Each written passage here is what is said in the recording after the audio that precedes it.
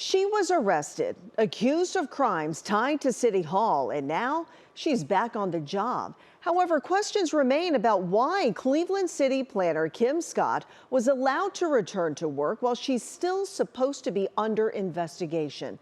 3 News Investigates reporter Peter Fleischer has the story. Kim Scott was arrested in October of 2025, accused of stealing 117 hours of paid FMLA leave from the city of Cleveland by falsifying records to claim she was married to Farid Malik. Politics has rules, and the rules should be followed no matter who they are. Kim is not above the law. The Malik family, including Farid's legal spouse, Saana Malik, have their own complaints. They say Scott was a close family friend for years. According to them, Scott exploited their trust as Farid's health declined, obtaining authority over his affairs and then falsifying critical documents, including a marriage license and a death certificate. She persuaded him to make her the beneficiary. You know, here's a man that's on his deathbed who's not in his right mind. We obtained HR documents from the city of Cleveland. Because Scott filed for FMLA leave listing Farid as her husband, some of his records were included. Paperwork shows the cancer symptoms that killed Farid began on May 5th. He was hospitalized on May 21st. The nikah certificate, an Islamic marriage contract but not legally recognized or signed by a notary, dates the start of Scott's and Malik's union as 4 days after he was admitted.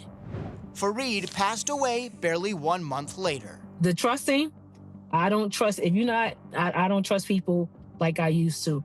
I don't do that anymore because of this situation. The Cuyahoga County Prosecutor's Office dropped the charge against Scott, citing insufficient evidence to charge her with a felony.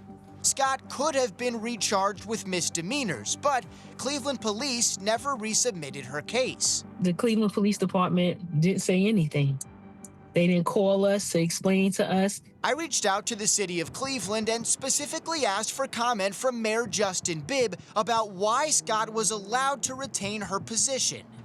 In a statement, an official said that despite her return to work, Scott is still under active investigation.